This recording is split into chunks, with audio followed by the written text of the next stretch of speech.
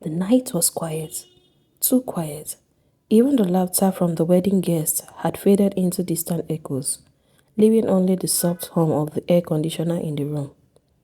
Amara sat at the edge of the bed, still in her white robe, staring at her reflection. Mrs. Amara Kene, she exhaled slowly. God, how did I even get here so fast? Behind her, the door clicked open. Kene walked in, loosened his tie, and smiled like nothing in the world could ever go wrong. My wife, he said softly. Amara turned, forcing a smile. Don't start that again. What? He teased, walking closer. You don't like the sound? She rolled her eyes slightly. I'm still getting used to it, I beg. He laughed. That calm, controlled laugh that had first drawn her in. For a moment, everything felt normal, safe. Then he picked up a small box from the table. I got you something. Amara raised a brow. Kene, you've already spent enough today. Oh. Open it. She took the box slowly. Something about it. She couldn't explain it, but her chest tightened. Still, she opened it. Inside were beautiful pieces of jewelry. Gold, elegant, expensive. But that wasn't what caught her attention. At the center of the box was a waist bead, black, dull, yet somehow shiny. Mara frowned. Kene, you know I don't wear waist beads. He stepped closer. Just try it. She shook her head slightly. I don't like things around my waist. It makes me uncomfortable. Kene looked at her, smiling, but the smile didn't reach his eyes. Wear it for me. The room suddenly went colder. Amara hesitated. Something in her spirit whispered, Don't. But she laughed it off. You and your romance, eh? She muttered. She picked it up. It felt warm, too warm, like someone had been holding it. Kene, where did you get this from? She asked casually. A friend, he replied quickly. She ignored him, turned, and slowly tied it around her waist. The moment it touched her skin, her breath caught. A sharp, icy sensation spread through her body like cold water poured through the veins. Her fingers froze. Her vision blurred for a second. Amara, Kene called. I'm fine, she said quickly. But she wasn't, not even close. Behind her, Kene smiled, slowly, deeply, like a man who had just said something in motion. That night, Amara couldn't sleep. She tossed, turned, sweat gathered on her skin. Yet she felt cold. Then she heard it, a whisper, soft, right next to her ear. You belong now. Her eyes snapped open. There was darkness. She sat up, breathing heavily. Kene, she whispered. No response. She turned. He was asleep. Peaceful, too peaceful. Amara placed her hand on her waist. The bead tightened slightly. She froze. Maybe I'm just stressed, she whispered to herself. But deep down she knew this was not normal. As she lay back down, trying to calm her racing heart, the bead tightened again, just a little, like something testing her. And somewhere in the darkness, something was listening. Morning came quickly, too quickly. Amara opened her eyes slowly, staring at the ceiling. For a moment, she didn't move. She didn't breathe deeply. She didn't even stretch, because something felt off. Then she felt it around her waist, the bead, still there, tight. She exhaled and sat up carefully. Relax, Amara. You are just overthinking. But even as she said it, her voice sounded unsure. Beside her, Kene was already awake, sitting at the chair across the room, watching her. You didn't sleep well, he said. Amara frowned slightly. How did you know? He smiled. I know you now. But something about the way he was looking at her, like he had been watching her for a long time. How long have you been up? She asked. Not so long. Amara stood up slowly. But the moment her feet touched the ground, a sharp wave of dizziness hit her. She grabbed the bed. Whew, Kenneth stood immediately. Easy. He held her hand. Firm. Too firm. I'm fine, she said, pulling away gently. But her body didn't feel like hers. Now you will think that this was where it all started. No, my besties. Let me take you back to where it all started. 6 months earlier, Amara had everything. She was the only child of a billionaire father, head of HR in one of her father's company, which was the biggest logistic companies in Port Harcourt. People feared her in the office, not because she was wicked, but because she saw through nonsense. Until Kenneth walked in. Kenneth walked in for an interview in the company, with his weld iron shirt, calm confidence, eyes that didn't flinch. Why should we hire you? Amara asked. He smiled slightly. Because you already want to. She blinked, cheeky, but correct, and before she knew it, she had hired him already. The first time Amara truly noticed Kenneth was not truly the interview. It was after. He had just resumed work, still new, still quiet. She walked past his desk one afternoon and overheard him speaking to a colleague. Opportunity is everything, he was saying calmly. When it comes, you don't hesitate. Something about the way he said it, focused, intentional. And then he looked up. Their eyes met. He didn't look away. Most people would do, but the Kenneth didn't. Instead, he smiled, slowly, confident. Amara felt it again, that strange pull. Later that evening, her friend Ngozi leaned in. Amara, that new guy, you don't notice her? Amara kept typing on her computer. Ngozi smirked. Answer me, Joe, madam. He is competent, Amara said. Now only competent you see, Abi. Amara didn't answer, but she knew it was not just competence. She already liked him. And before you could say Jack, they were already dating. 3 months into their relationship, things had moved fast. Too fast. Dinner dates, night calls, unexpected visits. Kenneth was always there, always present, always attentive. You work too much, he told her one evening. And you don't? She replied. He smiled. My focus is different. She laughed. You talk like a motivational speaker. He leaned closer. No, I talk like someone who knows what he wants. And what do you want? She asked playfully. He didn't smile this time. I want you. Amara felt a chill then, but she ignored it. Love no dey wait for logic go. Back to present day. Eat something, Kenneth said, placing a chair in front of her. Amara blinked. I didn't hear you when you entered. He smiled. I've been here. She looked at the food. Tea, bread, eggs, exactly how she liked it. You didn't have to, she said, but I wanted to. She took a bite, then paused. Kenneth, did you add something to this? He frowned slightly. Like what? I don't know. It just tastes differently. He chuckled. Madam HR, you don't turn food inspector overnight. She laughed too, but lightly, uneasy. Still, she finished the food. By afternoon, they were preparing to leave for the family house for post-wedding greetings, formal visit, all those traditions. Amara stood before the mirror again, adjusting her dress. Then she froze. Her reflection looked tired, drained, but that wasn't what scared her. For a split second, her reflection didn't move when she did. She blinked. Then everything returned to normal. Okay, now you are definitely imagining things, she muttered again. Behind her, Kenneth appeared again, silent. You look beautiful, he said. She smiled faintly. Thank you. And as he stepped closer, the beat tightened again, sharp, warning. Amara gasped slightly. Are you okay?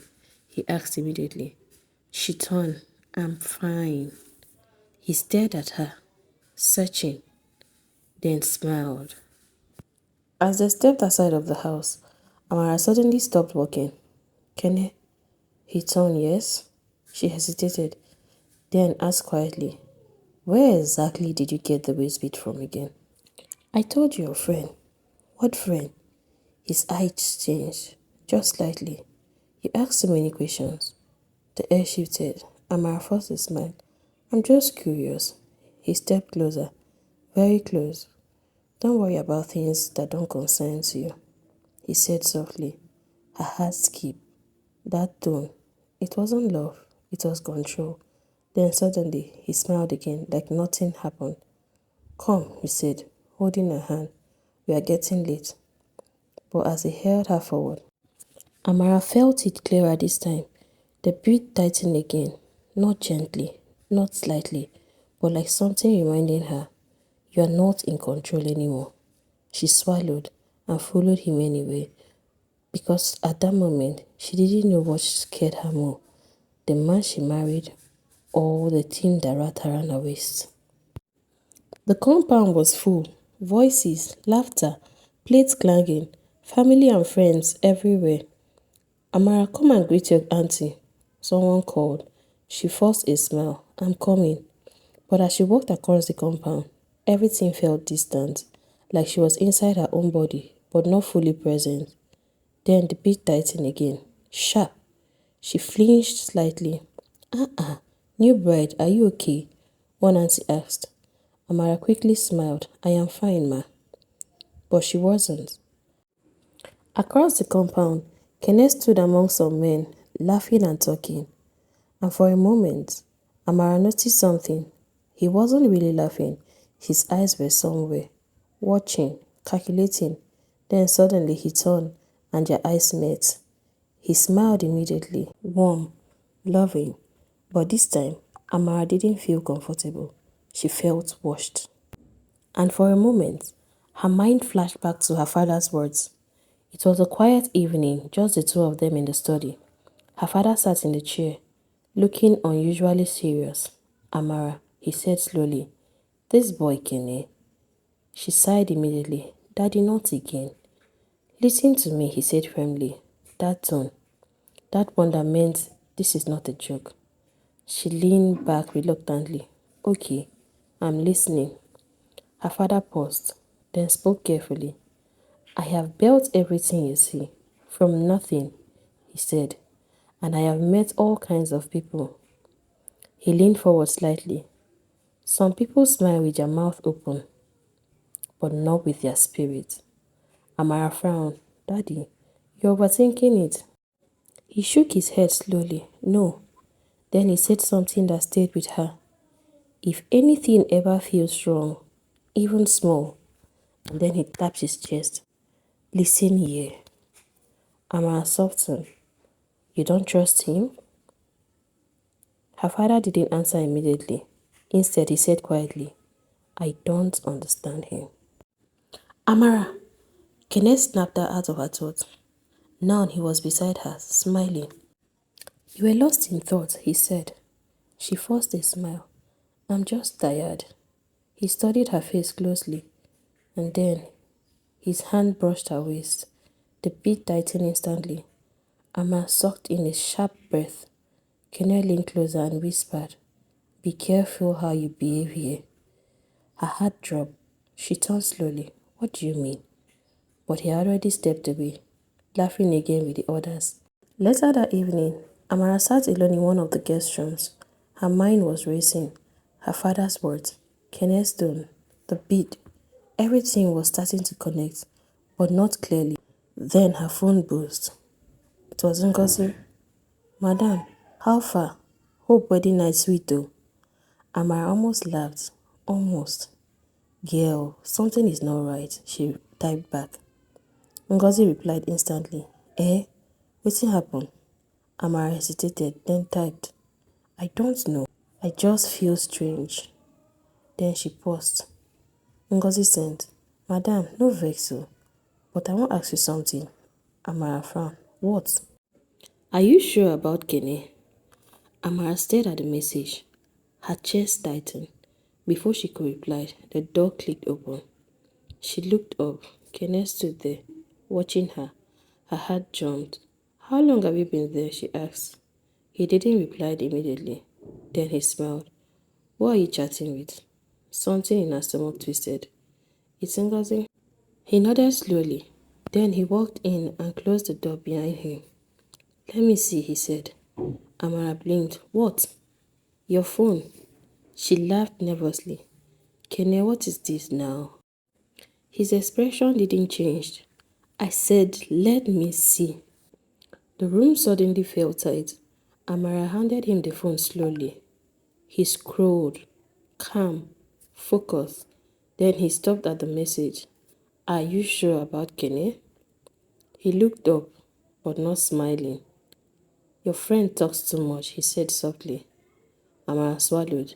It's just normal talk now. Before she could finish, the beat tightened violently. She gasped. Kenneth stepped closer. Be careful who you listen to, he whispered. Her knees almost gave way. Then suddenly, he smiled again. Light, playful. Relax, I'm just joking, he said, handing her back the phone. Joking? But the moment didn't feel like a joke. That night, Amara couldn't sleep again. The whispers returned. Louder this time. Give it. Give it all. She sat up, breathing heavily. Then she heard something else. A voice. This time it was real, coming from outside. It was Kene. She got up quietly, walked to the door, opened it slightly and listened. Yes, Kene was saying, his voice low, serious. Then he said again, she's already wearing it. No, she doesn't suspect anything yet. Then there was silence, and then his voice came through again. The wheel is the only obstacle, but we'll handle that. Then the call ended. Amara froze. Her heart was pounding. Her breath stopped. Then she heard footsteps coming. She quickly shut the door and rushed back to bed, pretending to sleep. The door opened. She felt him enter. He stood for a while, watching her for a very long time. Then, very softly, he said, Don't disappoint me, Amara. Her heart nearly stopped. Didn't move. Didn't breathe too hard. Then, the bed dipped. He laid beside her, and within seconds, he was calm again, peaceful. But Amara was wide awake because now she knew this was not love. This was something else, something very dangerous. Morning came, but it didn't feel like morning. It felt like judgment. Amara sat at the dining table, untouched tea in front of her. Her eyes were distant, her mind racing. Eat, Kenneth said calmly, but she didn't move. Her mind was going through all that she heard yesterday. Her fingers trembled slightly. Amara, his voice was sharper this time. She blinked and looked up. Hmm? Kenneth smiled. Soft, patient, too patient. You're drifting again. She forced a small laugh. I didn't sleep well. He leaned back, studying her. For a moment, neither of them spoke. Then he said, We have somewhere to be today.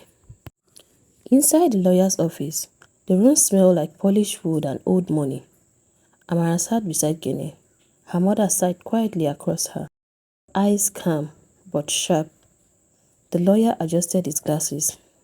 We will now read the final will of the late Chief Okafor. Amara's chest tightened.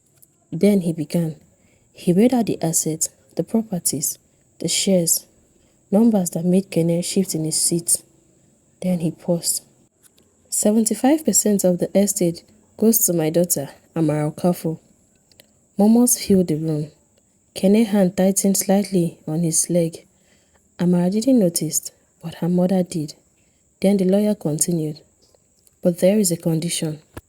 Amara frowned. What condition? The lawyer looked directly at her.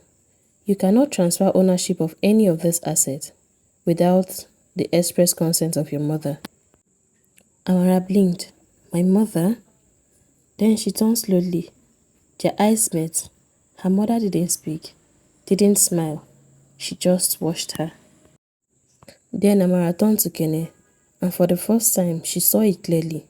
Anger, not loud, not explosive, but controlled, tight, dangerous. Then it disappeared. He smiled. Of course, he said smoothly. That's understandable. But Amara's heart had already started racing because now everything he said that night before made sense. The will is the only obstacle. Outside the office, the sun was hot, but Amara felt good. Kene, she started. He didn't respond immediately. Then he said, Your father didn't trust you? She froze. What? He turned to her, eyes sharp now. If he trusted you, he wouldn't put that condition. Her chest tightened. That's not true, she said quickly. He stepped closer. Then why involve your mother? Amara didn't have an answer because deep down, she didn't understand it either. But something about the way Kene was pushing didn't feel like concern. It felt like pressure. And for a moment, her mind flashed back to how her father suddenly became ill. It started suddenly. Her father had been fine, strong, sharp. Then one evening, he collapsed. Just like that. Hospital tears, doctor's confusion. Nothing is wrong with him, they said. But Amara remembered something. That same week, Kene had visited more often, bringing food, sitting quietly, watching. And then one night, Amara walked into the room quietly and saw Kene standing beside her father's bed, just standing, looking down at him, not speaking, not moving, just watching. Kene, she had said. He turned quickly, smiled. I didn't want to wake him, but something about that moment never left her mind. Let's go, Kene said, snapping her out of her thoughts. She followed, but slowly, because now the dots were connecting. They didn't return back to their house. They went to Amara's parents' house because Amara had a few things she wanted to pick. That evening, Kene placed a document in front of her. Sign this. Amara looked at it, blankly. What is it? Just a little transfer. Nothing serious. Her chest tightened. Let me read it first. Kene smiled. You don't trust me? I just want to understand, Amara said with a shaky voice. Sign it, Kene said. Her fingers trembled, her vision blurred slightly, and before she fully realized what she was doing, she already signed it. The moment the pen left the paper, the pressure stopped. Amara stared at her signature, confused. I didn't even read it, she whispered. Kene collected the document calmly. That's why I'm here, he said. She looked up. Something inside her screamed, This is wrong. But Kene was smiling. Later that night, her mother called her aside. Amara, that tone, that same one her father used. Amara turned. Yes, Mama. Her mother looked at her closely, too closely. Then she said quietly, What is on your waist? Amara froze. How did you know? Answer me. Her voice came calmly, but firm. Amara hesitated. Then she said, It's just a waist bead. Kene gave me. Remove it. The words came sharp. Immediately, Amara blinked. Why? Her mother stepped closer. I said, remove it. This time, there was no softness, only urgency. Amara tried to laugh it off. Mama, it's not that serious now. Suddenly, the bead tightened violently. She gasped. Her mother grabbed her arm. Eyes wide now. This is not ordinary. What do you mean, Mama? Amara asked. Her mother lowered her voice. There's something following you.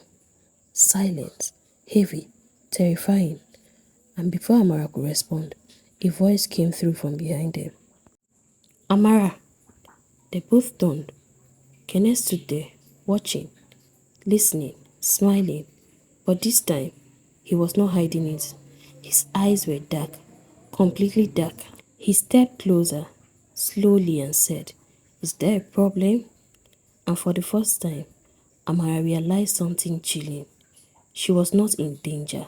She was already trapped. What do you think will happen to Amara next? Do you think she will escape? Or is she already too deep in it? Turn on your notification bell so that you don't miss the part 2 of the story. for now. Bye bye.